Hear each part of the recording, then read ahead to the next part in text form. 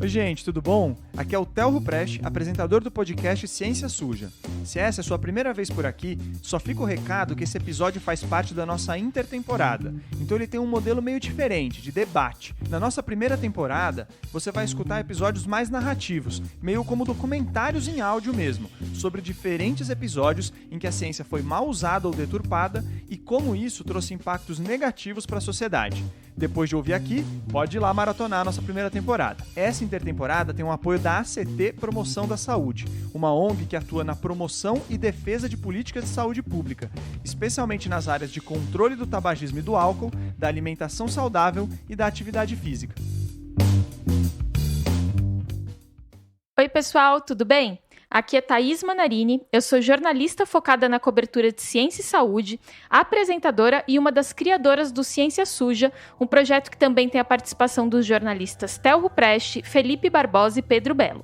Como o Theo contou no recado aí de abertura, esse episódio ele faz parte da nossa intertemporada. No episódio anterior, ele bateu um papo com especialistas sobre o verdadeiro mercado que existe em torno da publicação de artigos em revistas científicas. E nesse novo episódio, sou eu quem assumo a apresentação para conversar com 3 grandes mulheres. Afinal de contas, março é conhecido por ser o nosso mês. E tem cada vez mais mulheres produzindo e divulgando ciência. Ou será que isso é só uma impressão? Como a gente citou no episódio sobre eugenia, na primeira temporada, a ciência ela não está descolada do que acontece na sociedade. Até porque ela é feita por indivíduos que estão inseridos dentro de grupos sociais. Então nela também tem sexismo, machismo, racismo.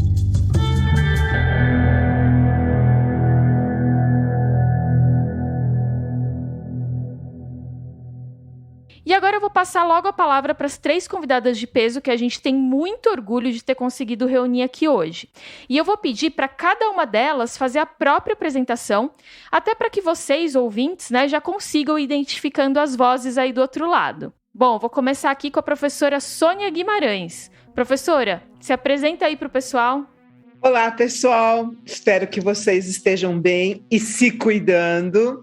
Meu nome é Sônia Guimarães, sou professora de Física Experimental do Instituto Tecnológico da Aeronáutica, o ITA, de São José dos Campos.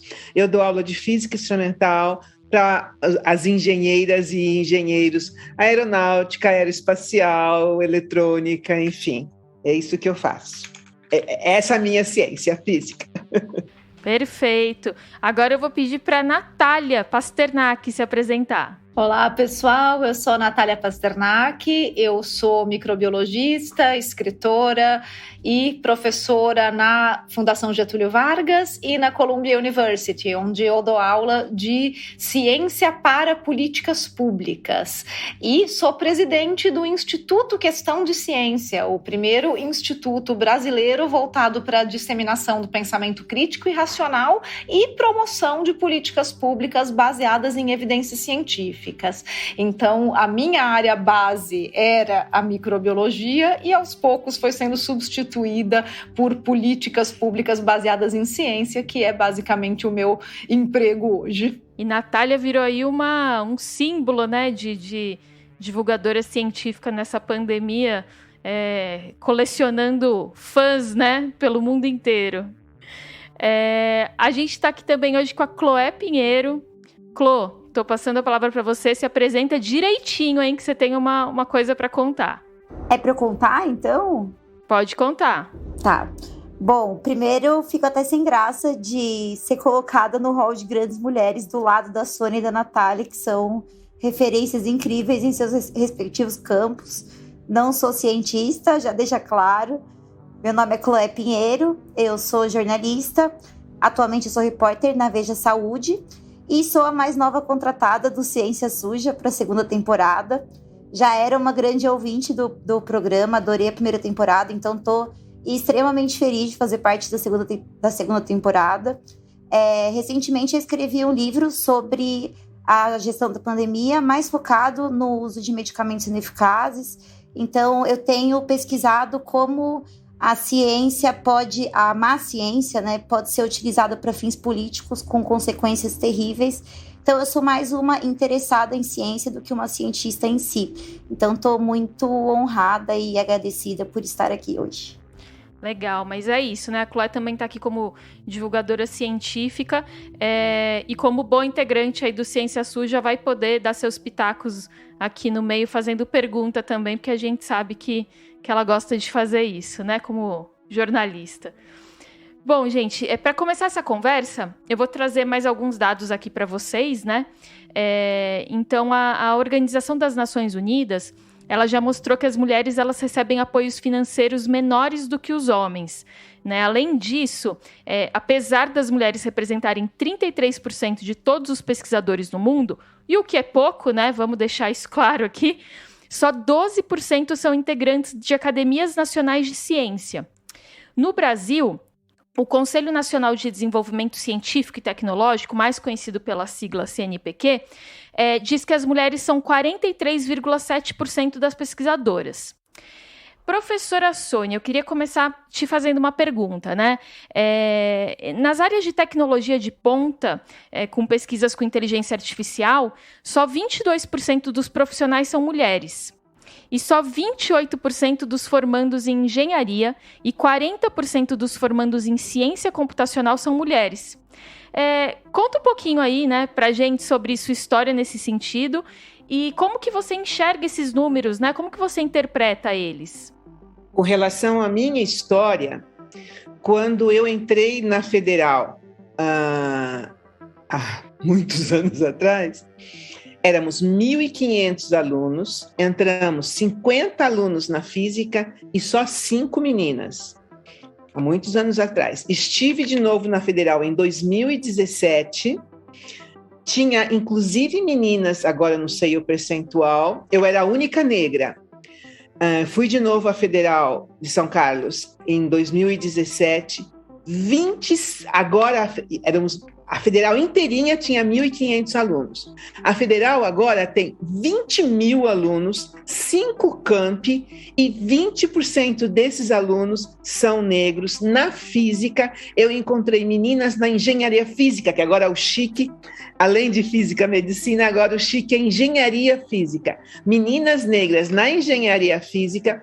Eu sou a segunda mulher na minha família a entrar na faculdade. A única com doutorado, etc., mas a entrar na faculdade eu sou a segunda. Em 2017, eu já encontrei meninas negras, meninos negros, cujo pai tinha entrado, e o pai e a mãe tinham doutorado, negros. No ITA, só podia fazer vestibular meninas. Começaram a poder fazer vestibular as meninas em 1996. Antes elas não podiam nem fazer vestibular. Em 2021, entraram 17 meninas e eu conto pelo menos 3 negras. E esse ano entraram 10 e eu conto pelo menos uma evidente. Eu olhei assim, vi só na foto lá longe e já percebi que era uma menina negra.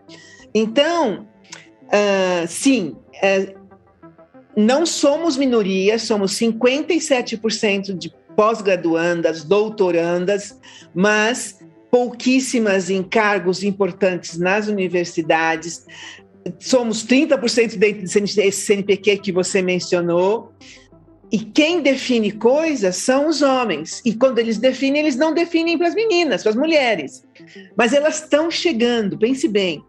A Sociedade Brasileira de Física tem 56 anos e essa é a primeira vez que tem uma presidenta mulher. Então, você está entendendo? Elas estão vindo e, queridinha, conforme elas vão vindo, ninguém vai poder segurar. 126 anos, você ri? Não é para rir, não é para chorar. Ótimo! 126 anos para... o ITA completou 72 anos esse ano. 10 meninas entraram esse ano. A Escola de Engenharia Politécnica de São Paulo demorou 126 anos para ter uma diretora mulher. Ela fez graduação, mestrado e doutorado na Poli. E agora ela é a diretora, ela é a chefia. Sabe, quando elas vão chegando lá em cima, elas vão trazer mais mulheres. Ninguém mais vai segurar. Esse ano vai poder entrar meninas na Marinha. Você está entendendo? Elas estão vindo, quer dizer, Sabe, existe uma luz no fim do túnel. Pode ser que demore 126 anos, mas existe. Sabe, em 1920 as mulheres brasileiras puderam votar. Em Dubai, elas conseguiram só em 2017. Votar, quer dizer, tá chegando, gente. Vocês têm que ter paciência. Talvez vocês não estejam vivas para conseguir ver a coisa ser a glória, mas elas estão chegando e ninguém vai segurá-las, inclusive as negras. Professora Sônia, eu tenho uma curiosidade em relação à sua carreira, né? Além da questão de você estar numa área super tecnológica, onde as mulheres são minorias nas exatas, né? Você também fez sua carreira no ambiente militar. O que o fato de estar no ambiente militar mudou na sua trajetória? Como você sentiu isso no seu dia a dia? Eles pararam a minha trajetória. Brecaram completamente. No meu 3º ano, um colega de trabalho entrou na minha sala com 12 avaliações dos 120 alunos que eu dava aula, e nessas 12 avaliações estava escrito que eu era a pior professora do mundo, e essas 12 avaliações eram dos alunos do 1º ano, 2º semestre, e eles conheciam todos os professores do mundo, que eu não sabia física, 1º ano, 2º semestre, e eles sabiam o meu conhecimento de física. Eu era a única professora mulher na física nessa época. E que a minha roupa chamava muita atenção para o meu corpo. Portanto, eu tinha que deixar minha bundinha aqui em casa e ir dar aula sem bunda, porque a minha bunda estava atrapalhando a aula. Por causa dessas 12 avaliações, eu fui expulsa do ITA. É sério! Eu fui expulsa do ITA, eu fui mandada para o Instituto da Aeronáutica e Espaço, ainda dentro do mesmo campus, mas lá eu não daria aula, eu só faria pesquisa. Isso, e fiquei expulsa do ITA por perto de 13 anos. Isso me impediu de progredir profissionalmente 13 anos. Então eu tenho 29 anos no ITA e eu sou professora adjunta 4. Que eu já poderia ser professora titular há anos atrás. Nesses 13 anos eu publiquei no exterior, publiquei no Brasil. Eu tenho uma patente, além de cientista, eu sou inventora. E sou adjunto 4 agora. Estou pedindo promoção profissional, eles estão impedindo, eles estão fazendo de tudo para que tudo que eu tenha feito não valha para a minha progressão, mas eles me deram 9,4 de média. Então, é provável que eu consiga. Agora eu vou para associados. Olha, aproveitando até esse gancho da professora Sônia, que não foi combinado, eu tenho até mais um dado aqui, e é da ONU também, que fala que as pesquisadoras mulheres, elas tendem a ter carreiras mais curtas e não tão bem pagas, né? E que, além disso, o trabalho delas seria subvalorizado em periódicos científicos. E aí, Natália, jogo a bola para você, né? Eu queria saber se você sente isso e se essa questão chega a impactar na ciência e como, né? Thaís, eu não sinto isso e não senti isso profissionalmente porque a minha carreira acadêmica foi muito curta e está muito lá atrás. Mas eu tenho vários colegas que ficaram na academia e que daí sentiram sim essa dificuldade, que é exatamente o que a Sônia falou. Tem muita mulher doutora. Tem muita mulher pós-doc, mas aí você começa a subir e você vê que não tem tanta mulher assim, chefe de departamento, não tem tanta mulher diretora de unidade, não tem tanta mulher reitora. Pega a chapa da reitoria desse ano da USP, as mulheres continuam sendo vices. A gente já teve reitoras, claro, mas é muito mais raro. O mais comum são os homens em cargos administrativos e cargos de poder. E agora, como fica chato não ter uma mulher na chapa, então eles colocam uma mulher de vice, né? E eu acho que isso é o que deve chamar a nossa atenção, porque se as mulheres estão fazendo a carreira acadêmica, a carreira científica, de fato, elas estão no mesmo nível, elas fazem doutorado, elas fazem pós-doc, elas publicam. Então, cadê o teto? Então, o teto, ele não é técnico-científico, o teto é social. Eu acho que quando a gente examina isso, a gente consegue concluir que o teto é social, porque elas não estão em cargos administrativos. não é uma questão da produção técnico-científica delas, né? Então existe aí um teto social que precisa ser rompido, e que daí eu concordo com a Sônia, eu vejo com bons olhos, eu acho que está sendo rompido, e faz parte de uma inclusão social que a gente tem que continuar batalhando. Ela não vai acontecer, e não aconteceu naturalmente. Então, eu vejo, né, eu concordo com a Sônia que está caminhando muito bem, mas eu acho que as ações afirmativas, elas continuam sendo muito necessárias, e acho que a Sônia deve saber isso muito melhor do que eu, né? E que elas sempre foram necessárias. Então, o feminismo, ele sempre foi um movimento que ele foi provocado, ele não aconteceu e não aconteceria naturalmente. E a gente deve, às nossas mães e avós, continuar provocando. Exatamente.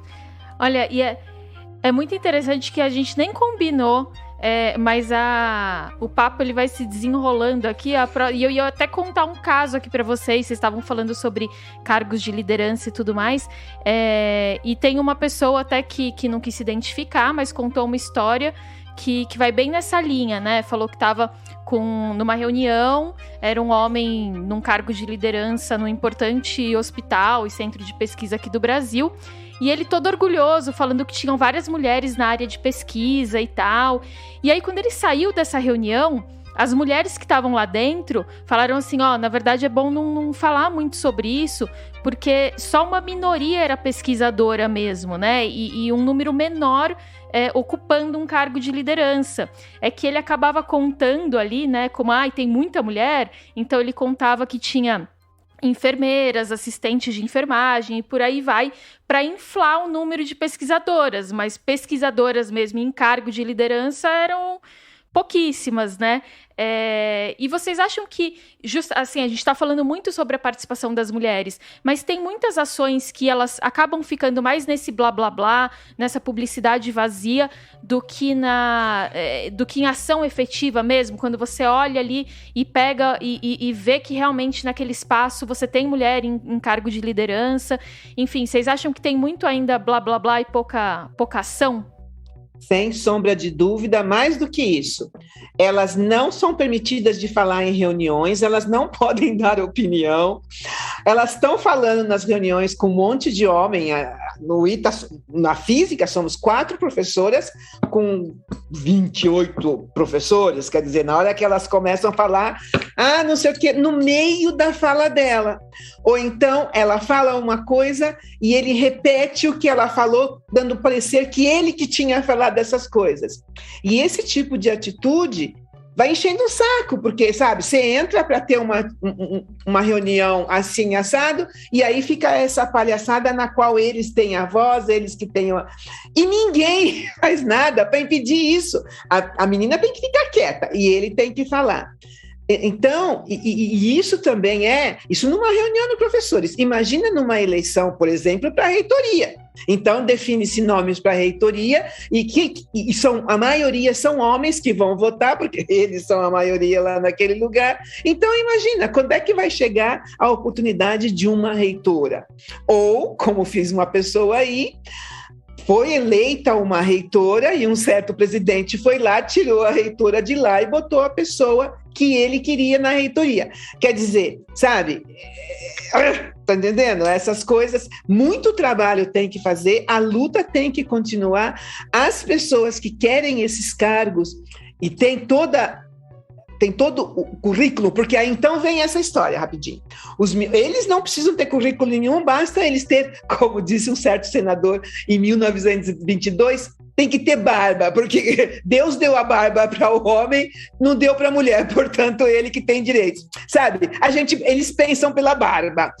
Então, elas têm que não desistir, não parar de lutar, porque eles estão achando que eles têm o poder. Eles precisam perder o poder, elas precisam continuar lutando para elas chegarem lá e chamarem mais mulheres. Então, sim, muito trabalho tem que ser feito. Por favor, elas não desistam, porque, né, se elas começarem a deixar a bola cair, eles vão dominar, e aí sim vai ser ruim. Não desistam, tem muito trabalho para ser feito. Thaís, eu acho que eu diria que sim, tem muito blá blá blá, e do mesmo jeito que a gente viu acontecer os fenômenos de greenwashing, né? Muitas vezes me parece que essas chapas mistas, elas são meio women washing, né? É para você ter certeza, ela falar assim, olha aqui a diversidade, olha aqui a mulher. E é o pink washing. Pink washing, gostei.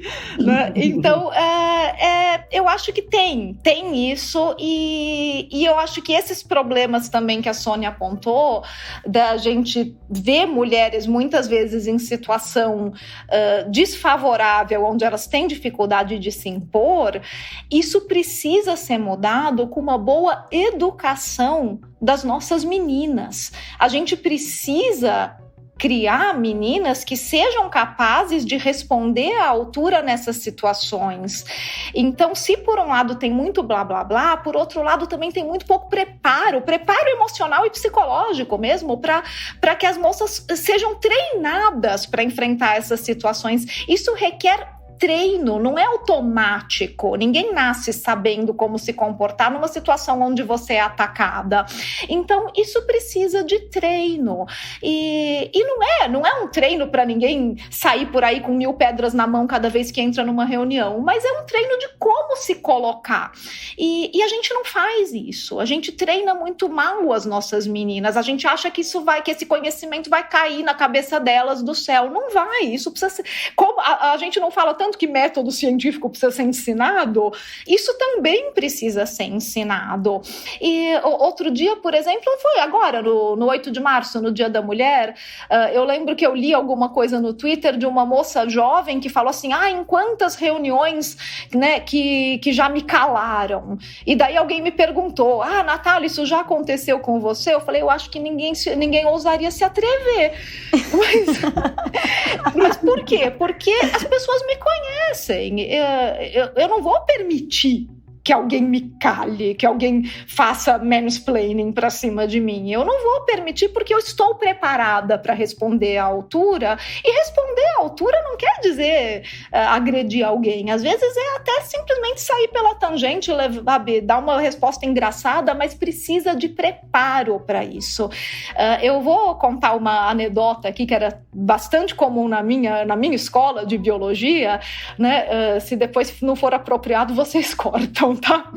Mas contava a lenda lá na biologia, eu não vou falar o nome da professora de genética, mas de uma professora de genética que foi muito querida, foi um ícone da biologia, e que quando eu tive aula com ela já era uma senhorinha, e ela contava que, imagina, na época dela, se na nossa época já tinha um machismo, imagina na dela, foi uma das primeiras professoras de genética lá na bio, e ela disse que uma vez ela foi, num dos primeiros congressos que ela foi apresentar um trabalho, então tinha lá a mesa redonda, só homem e ela.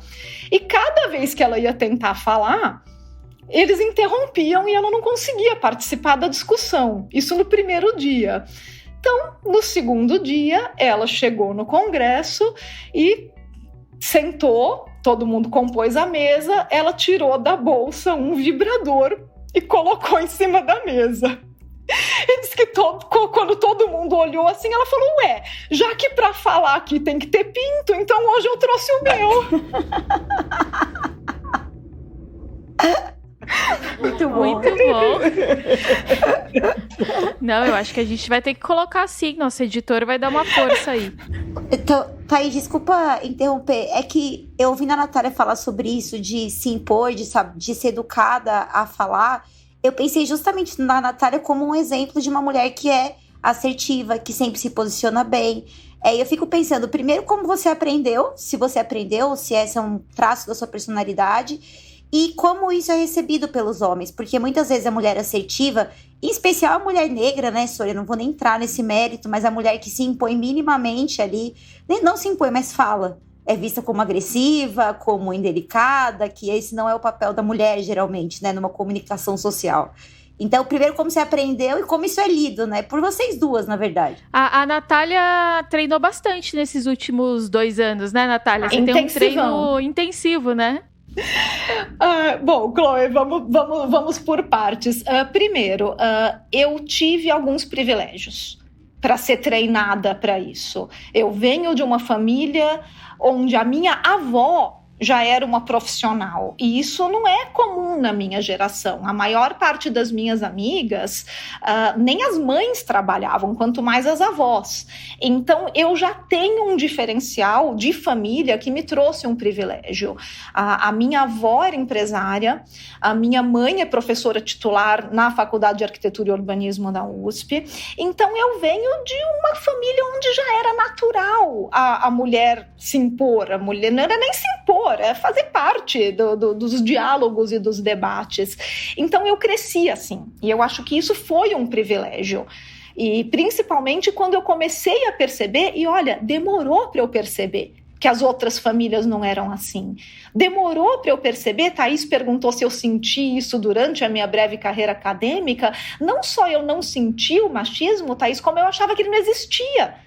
Porque não acontecia para mim. Mas eu tive um monte de privilégios que me passaram batido. E eu acho que isso é uma reflexão importante. A gente, às vezes, acha que realmente, se não acontece comigo, é porque não existe, né?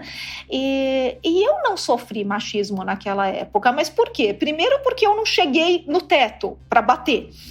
Segundo, porque eu tive esses privilégios. Eu vinha de uma família onde a minha avó já era feminista, o que não era normal naquela época, e eu fui parar num laboratório onde eu fiz o meu doutorado, meus pós-docs, que também não tinha absolutamente nada de sexismo, de machismo, nada. Era um laboratório onde realmente tinha mulher, tinha homem, e o orientador, ele realmente não, ele estava se lixando se a gente era homem, mulher ou ameba. Ele queria que a gente fizesse um bom trabalho. Então eu tive todos esses privilégios, e daí eu ficava com a impressão que quem reclamava estava exagerando, não devia ser tão ruim assim. Imagina, mas tem tanta mulher aqui, né? Então demorou para me cair a ficha que nem todas as famílias eram iguais à minha, e que nem todo ambiente de trabalho era tão legal como o meu. E eu acho que por isso que hoje eu percebo que precisa desse treinamento, porque esse treinamento para mim foi automático, mas ele não é automático para todo mundo. E outra coisa, as meninas têm que se manter inteiras, porque além de tudo, os meninos, os homens, etc., vão com violência, vão com... você não é capaz, você não tem maturidade emocional, você... Aí ela... Não, eu sou capaz, eu consigo fazer isso, eu consegui até aqui, elas têm que, mais do que tudo, acreditar no potencial delas, porque não é fácil lá fora. O mundo masculino não vem com beijinho, que bom, que sucesso, ai, que bom que você conseguiu. Não. E se você for concorrência, então, por exemplo, se tiver que fazer um concurso ou qualquer coisa, e você tem o mesmo número de publicações, ou dependendo do concurso, ou sabe, o mesmo número de línguas, enfim, se você for concorrente, oh my God, você vai ouvir poucas e boas. Então, você tem que ser forte. Olha, eu cheguei até aqui e vou conseguir. Não fica sair correndo de uma discussão, o cara fala que você não é capaz e ela vai embora que não é capaz. Não, eu sou capaz, sim. Eu sou a pessoa mais poderosa desse mundo. Perfeito. E agora eu vou tirar a Chloé da zona de conforto dela, né? Porque ela tá acostumada a fazer pergunta, então agora... Não, me deixa perguntando, Não, eu tenho uma questão aqui para você. Eu queria saber, assim, durante o seu processo de trabalho, né, como jornalista, se você tem essa percepção de uma maior facilidade de encontrar pesquisador homem quando você vai buscar fonte, né, em relação a achar mulher. Como que é isso? Você consegue ter essa noção, assim?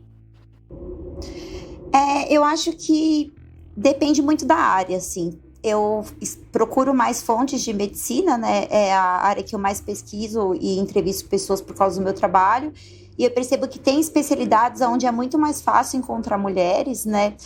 Em algumas disciplinas da oncologia, nutrólogas, endócrinos, algumas áreas específicas. Porém, quando eu vou especialmente mais para ciências exatas e dentro da medicina ainda para cirurgia, né, cirurgia, cardiologia, outras sub-áreas da oncologia, aí eu tenho mais dificuldade para encontrar. Recentemente eu fiz uma matéria sobre aquecimento global, né, e eu lembro que as disciplinas mais física, geografia, estavam muito dominadas pelos homens na matéria, e eu encontrei mais mulheres nas áreas de advocacy, de justiça climática, de nutrição. Então, ali, para mim, ficou muito clara essa segmentação entre disciplinas de exatas e disciplinas de humanas, né? Por outro lado, na pandemia, tem muita mulher que se destacou. Além da própria Natália, tem a Jaqueline Góes, do ICB. Então, a gente tem exemplos de mulheres que estavam... Tem Margaret Dalcomo, enfim, muitas mulheres ali que tomaram a linha de frente na divulgação e na própria produção de ciência sobre a Covid. Então, acho que elas ficaram mais evidentes. Mas eu acho que como jornalista, às vezes é até uma meia-culpa que eu faço, que eu pego a matéria e vejo, só falei com homens, sabe? Até pela indicação da assessoria. Então, se eu quiser que seja uma distribuição igualitária, tem que partir de mim fazer essa busca ativa por mulheres. Não é uma coisa que naturalmente vem em todas as pautas, a não ser nesses temas específicos, sabe? Mas as publicações, 64% das publicações são de mulheres no Brasil. E a maioria dessas publicações é em medicina. Maioria. As cientistas que mais publicam são mulheres e a maioria delas vem da medicina. Isso até mostra isso, né? Que tipo de pesquisa escrita por quem ganha mais visibilidade, né?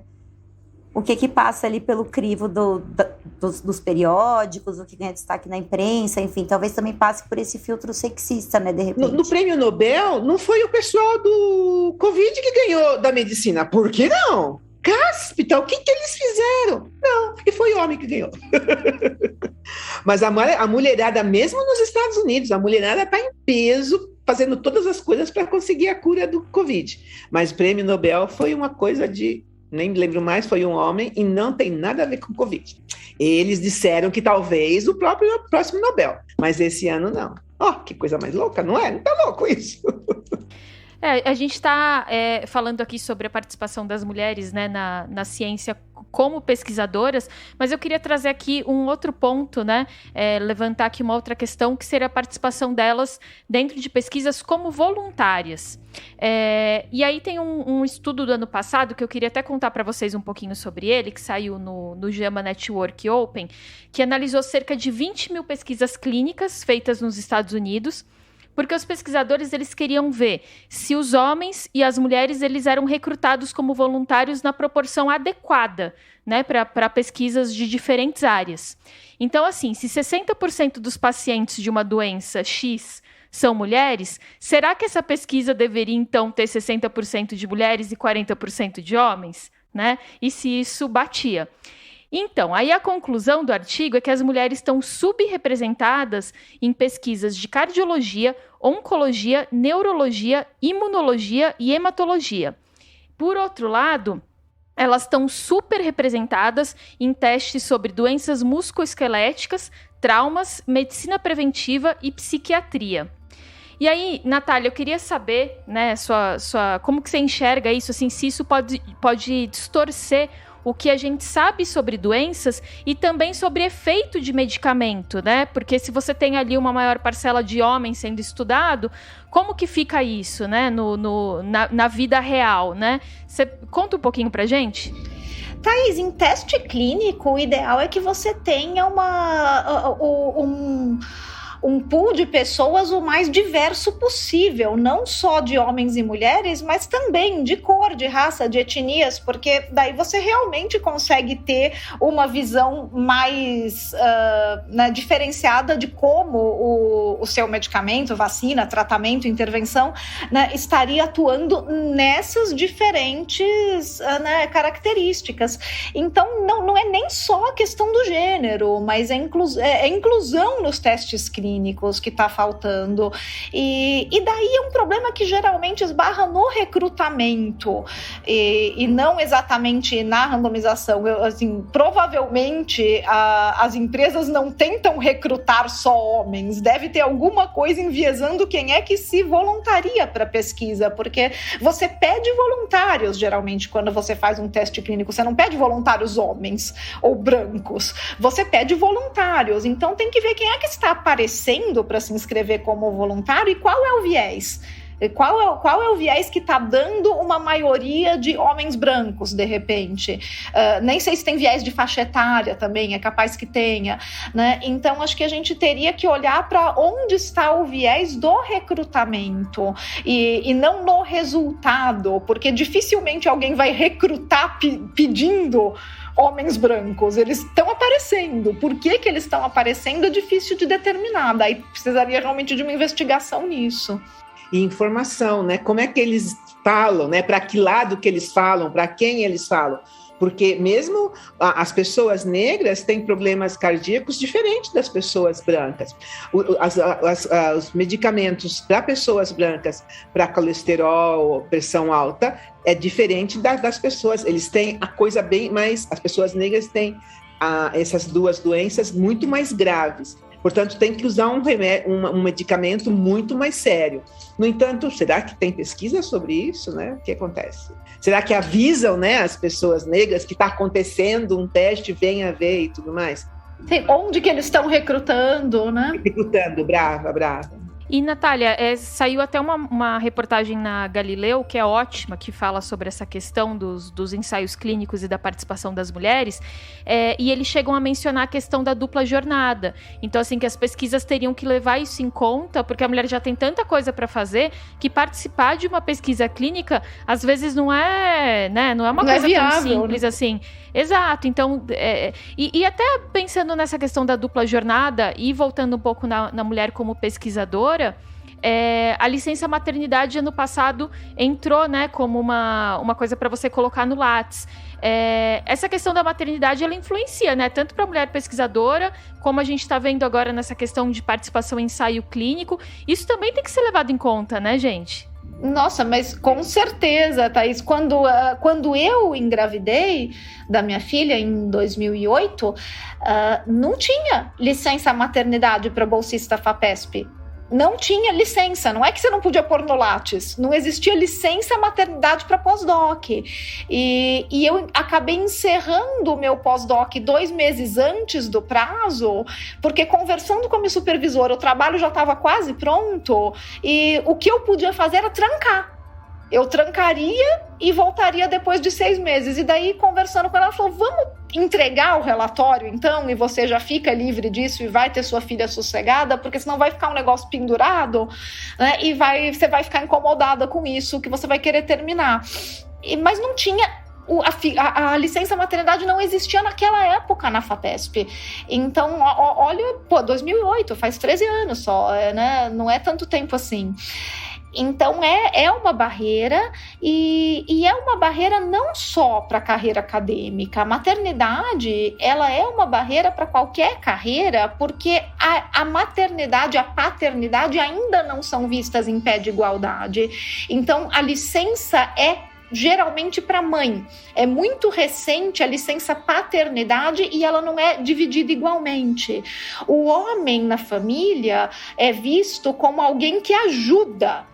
E ele ainda é ovacionado por ajudar, como se não fosse mais do que a obrigação do cara, né? Então, a gente ainda tem um recorte de família, quando a família é um homem e uma mulher, né, que tem um filho, onde a mulher, ela vai fazer a dupla jornada quase que sem questionar, e ela ainda fica feliz de ter um companheiro que ajuda, que de vez em quando vai lá, fica com o bebê, troca uma fralda, leva para passear, e que quando ele faz isso, a sociedade bate palminha, sabe? Ai, que bonitinho, ele dando banho no bebê. Não, ela dá banho no bebê todo dia, o cara dá uma vez por semana, mas quando ele dá, ai, que bonitinho, ai, como ele ajuda, né? Então, é isso, e isso não é maldade das pessoas, isso faz parte, né, justamente do machismo estrutural que a gente tem na sociedade. Não é por mal, mas as pessoas reagem assim, elas ainda estão acostumadas a ver a figura do companheiro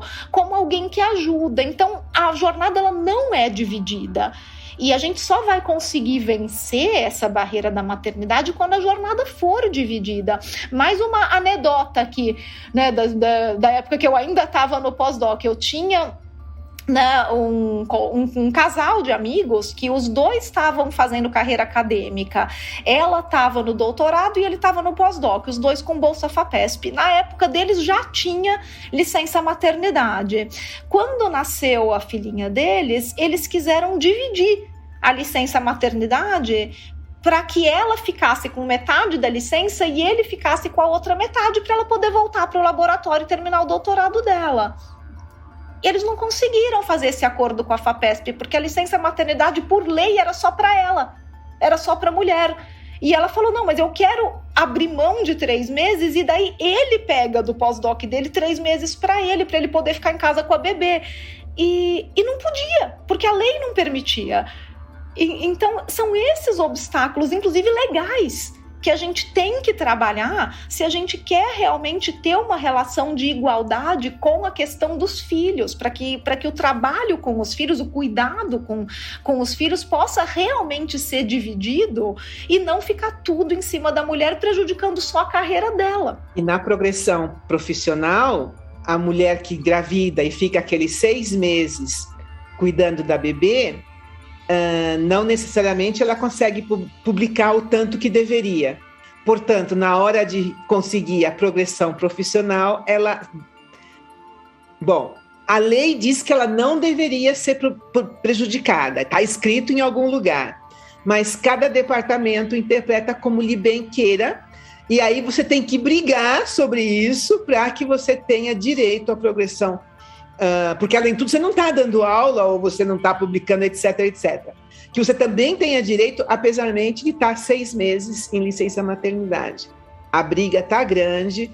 Eu sou a presidenta da Comissão de Justiça, Equidade, Diversidade e Inclusão da Sociedade Brasileira de Física, e nós estamos brigando para que essa lei seja respeitada. Ela existe, mas que não sofra interpretações, e que todas as mulheres que estejam grávidas, têm nenê, estão amamentando, tenham direito à progressão profissional igualzinho às que não estão. Porque senão é problema, a carreira acadêmica acaba sendo impactada, né?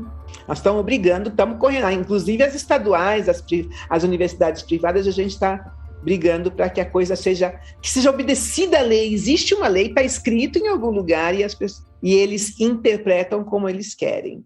E, gente, eu não sei se é nossa tendência a ver machismo em tudo, até porque existe machismo em tudo, né? Mas nessa questão das pesquisas, quando a gente fala que elas estão super representadas em testes sobre algumas doenças, e aí a gente tem aqui a área da psiquiatria.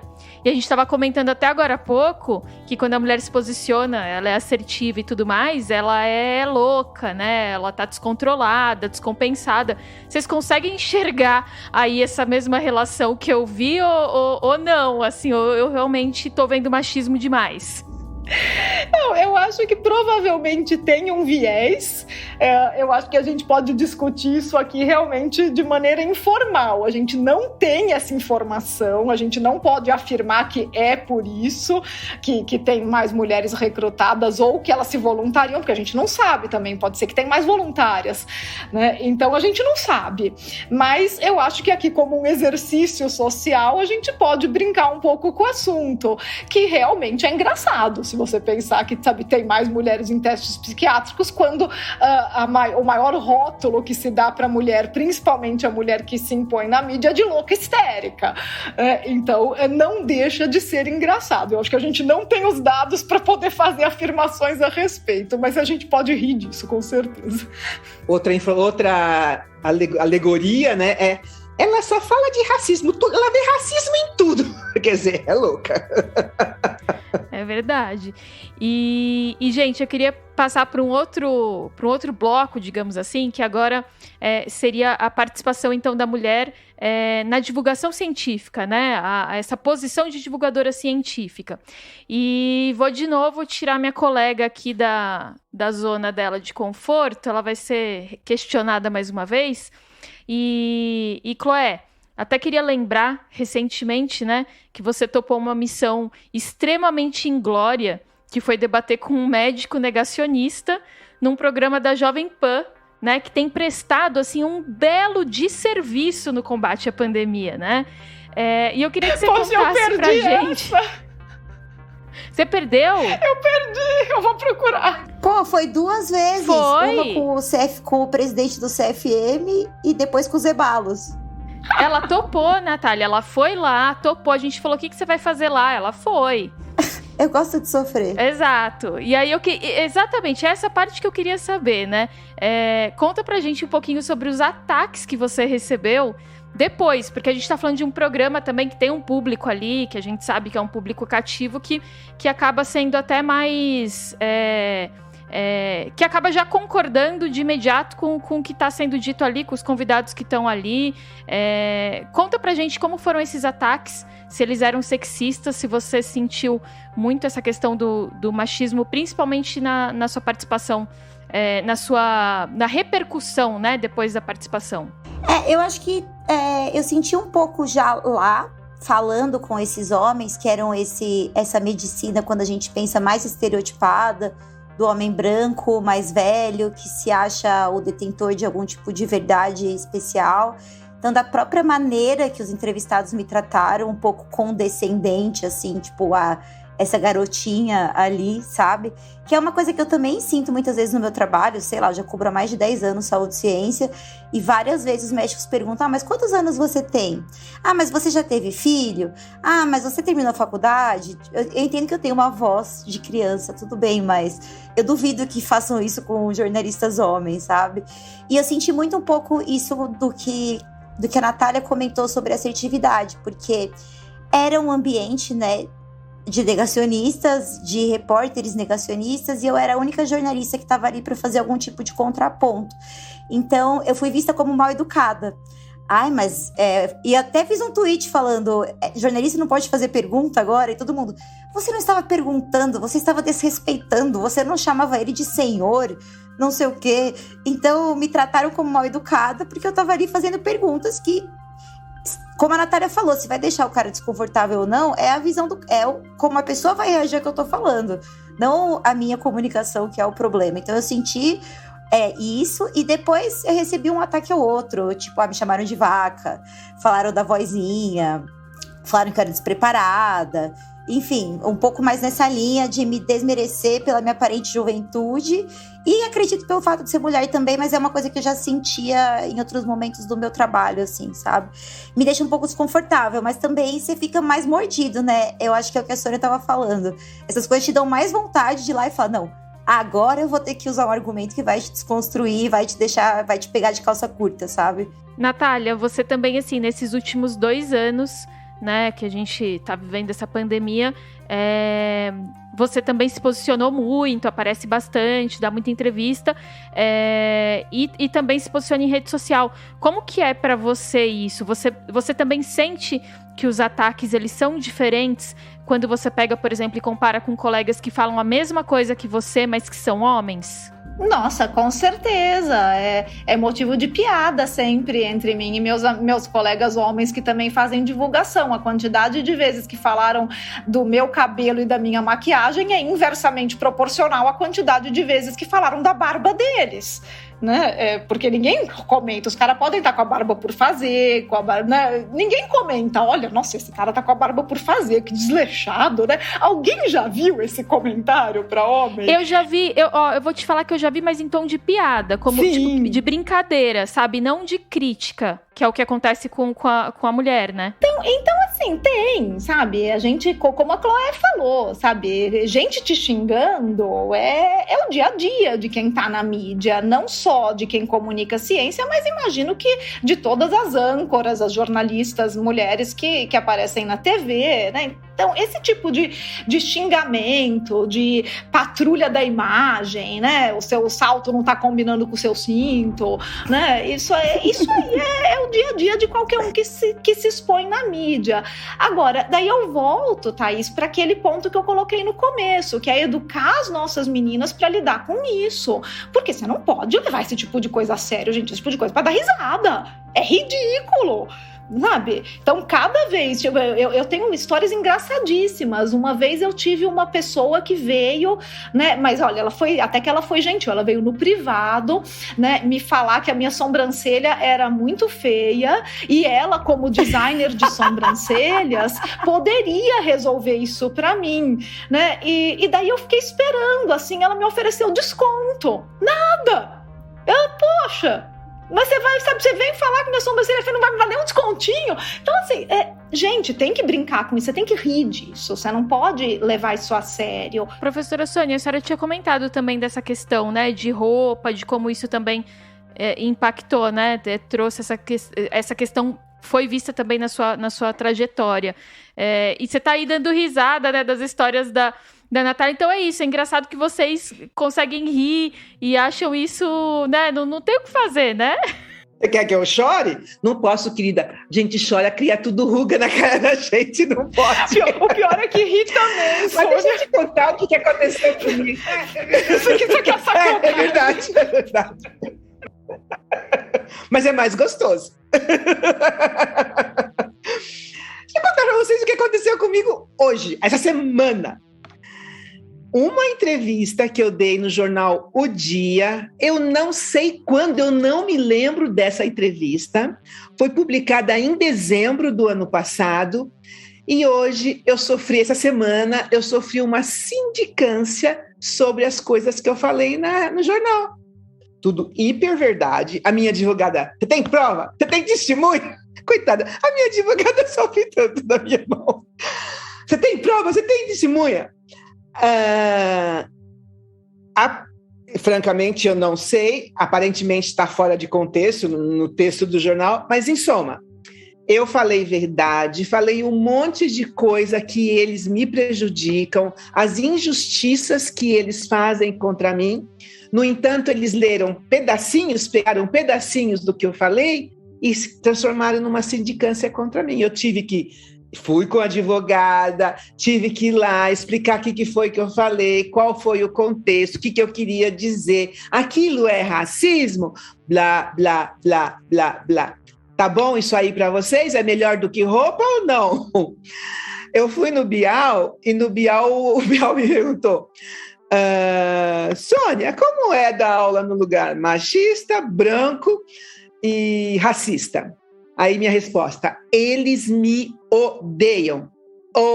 E é a pura realidade. Se eu pudesse dizer por que no Bial, ia ter coisa para falar de montão. Bom, voltei, né? Saí do Bial, voltei no dia seguinte, entrei no ITA.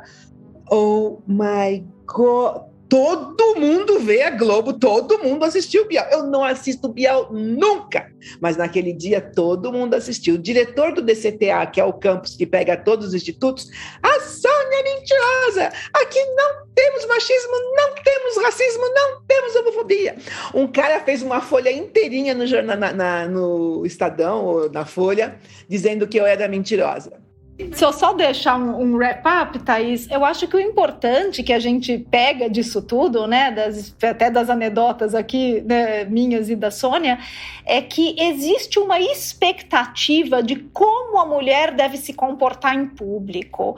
E é isso que a gente precisa, de novo, treinar as nossas meninas para elas perceberem que elas não têm que se curvar a elas não têm que ceder a essas expectativas, não têm que cumprir essas expectativas, porque a expectativa existe.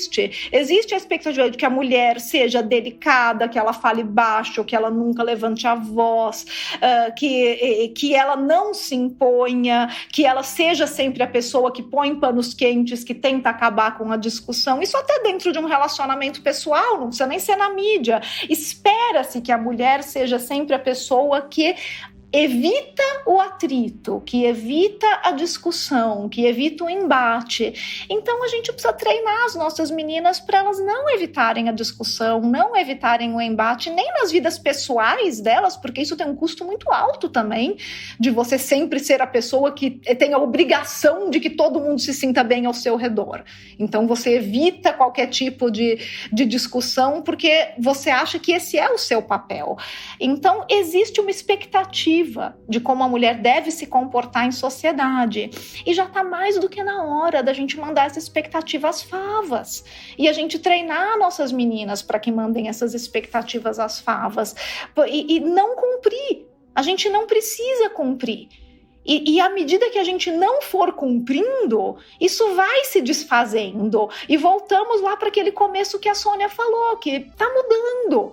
E essas expectativas, elas vão se desfazendo à medida que mais e mais mulheres não estão nem aí para essas expectativas, mas isso precisa ser provocado na sociedade. Então é o nosso papel provocar isso nas moças mais jovens.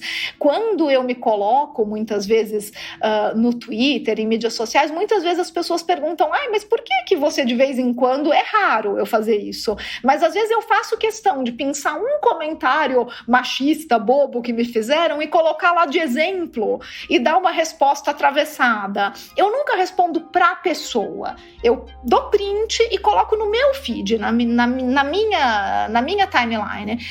Eu não vou nunca responder diretamente pra pessoa que veio me ofender, porque eu não tenho que engajar com essas pessoas, mas de vez em quando eu pego como exemplo. E por que eu faço isso? Para as meninas mais jovens, para as nossas adolescentes, para as nossas jovens mulheres, para elas verem que a gente pode reagir, a gente pode rir desses babacas, a gente deve rir deles e a gente deve se colocar. E sim, mulher fala palavrão, mulher levanta a voz, mulher não tem a obrigação de ser apaziguadora.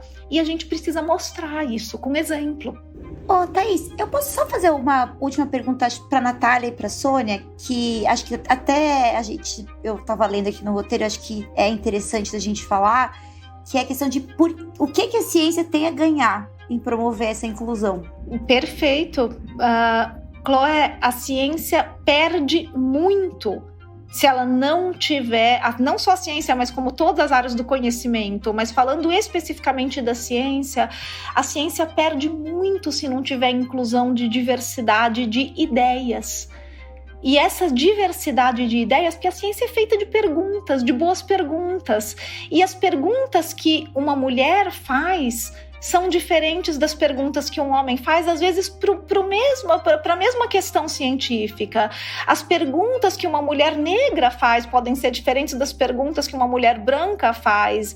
As perguntas que alguém LGBT, né, da comunidade LGBTQ+, faz podem ser diferentes das perguntas que eu faço. Então, diversidade de ideias é o que garante o sucesso, não só da ciência, mas de ambientes corporativos, de outras áreas do conhecimento.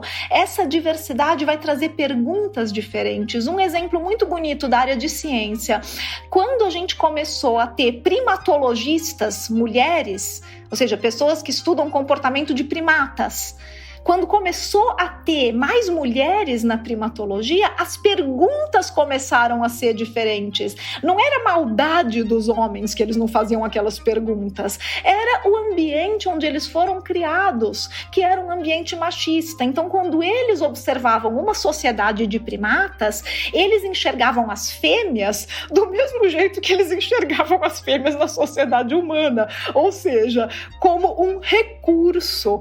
Eles enxergavam aquela sociedade com os machos brigando pelas fêmeas do mesmo jeito que eles disputam alimento e espaço. Então as fêmeas, para os primatologistas homens, elas eram um recurso. E isso não era uma maldade deles, um machismo explícito. Era como eles veem o mundo.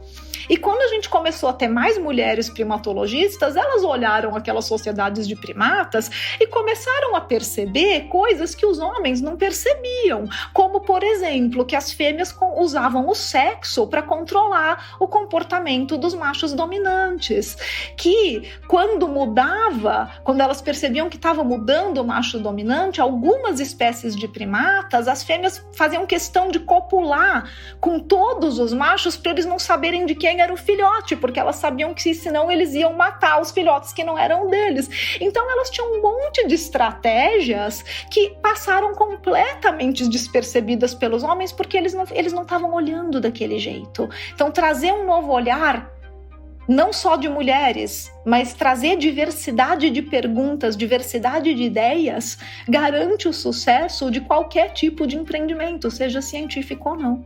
E um outro exemplo que não é ciência, mas é bem importante, agora que na USP está cheio tá entrando negros e negras por causa das cotas, pintou uma pergunta muito interessante na Escola de Direito da USP. Por que o concubinato ainda não é aceito, não está incluído nas leis de família, por exemplo? Não quer dizer que concubinato seja só de pessoas negras. O branco também tem concubina, mas eles ficam quietos, deixa escondidinho lá, ninguém precisa saber. Um dos alunos negro da USP de Direito é filho de uma concubina. Por que eu não tenho direito e minha mãe também não? Eu sou filho desse mesmo homem, ele é casado com uma outra mulher, mas eu sou filho dele. Eu teria que ter o mesmo direito que os filhos que ele tem com a mulher dele. E minha mãe também tem que ter algum direito. Por que o concubinato é essa coisa toda estranha que ninguém fala e parece que não existe? Nunca ninguém tinha feito essa pergunta dentro do direito da USP. Então, essa gente nova que está chegando de outra cor ou de outro gênero, está mudando, não vai mudar. Já vai começar a mudar os pensamentos. As perguntas são outras e é o futuro, é o futuro. Não é uma coisa assim, que bom, agora está sendo... Não, é necessário, tanto na ciência e, consequentemente, na tecnologia. É necessário, não é vamos discutir, vai ter... Não, é necessário. E os donos, os empresários, donos de empresa, já têm que começar a abrir a cabeça para isso também. Porque se eles não fizerem isso, eles vão ficar atrasados para esse tipo de desenvolvimento, evolução. Finalizei, então, esse episódio de podcast com a minha colega Chloé aqui já mandando a última pergunta. E aí, agora, então, vou pedir de novo para vocês se despedirem e falarem pra gente rapidinho se vocês se consideram mais otimistas ou pessimistas, então, em relação a esse papel da mulher daqui para frente na ciência. Bom, começo então, Thaís. Primeiro, obrigada pelo podcast, foi um prazer estar aqui com você, com a Chloé, com a Sônia. Espero que realmente sirva aí de exemplo, de incentivo para as nossas meninas, provoque uma mudança de comportamento e sou muito otimista. Eu acho que se a gente olhar historicamente, a mulher entrou no mercado de trabalho há 60 anos. Olha o que a gente fez em 60 anos, cara! É muita coisa, a gente conquistou muita coisa. Desde que as nossas avós queimaram sutiã e foi inventada a pílula anticoncepcional, olha o que a gente fez. Tem um longo caminho ainda. Eu acho que a gente não deve esquecer que as conquistas do Ocidente não são as mesmas das conquistas do Oriente. Como a Sônia apontou, tem muitas coisas que já são realidade no Ocidente há quase um século e que estão começando a ser realidade em países do Oriente Médio só agora. Então, quando a gente pensa de maneira global, a gente tem um longo caminho ainda. Mas se a gente pensar que as mulheres em 60 anos entraram no mercado de trabalho, conquistaram o mercado de trabalho, dominaram várias áreas do conhecimento em pé de igualdade, o que a gente pode esperar dos próximos 60 anos? Eu acho que a gente precisa continuar provocando E a gente precisa trabalhar essas questões de atitude e comportamento para que as nossas jovens meninas se sintam perfeitamente à vontade, da mesma maneira que os homens se sentem à vontade para falar o que pensam.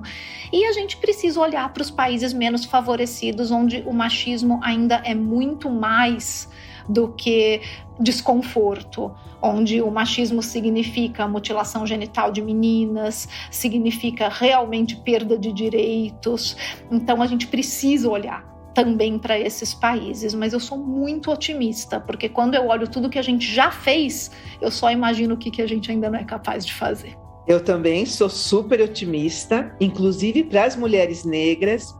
Esses últimos 2 anos foi um desastre com relação às mulheres negras por causa da pobreza, da situação econômica se precarizando de uma forma bárbara, mas deixa, elas continuam lutando e elas vão conseguir superar toda a perda de dinheiro, de emprego, de tudo, elas vão superar e elas vão vencer, porque além de tudo, elas são muito guerreiras. Então, sim, não pode não ser daqui 5, 10 anos, mas vai acontecer. É uma questão de tempo. Elas vão ganhar esse mundo. É isso. E é com essa que a gente encerra o episódio de hoje. A esperança é de que ele chegue principalmente a muitas meninas.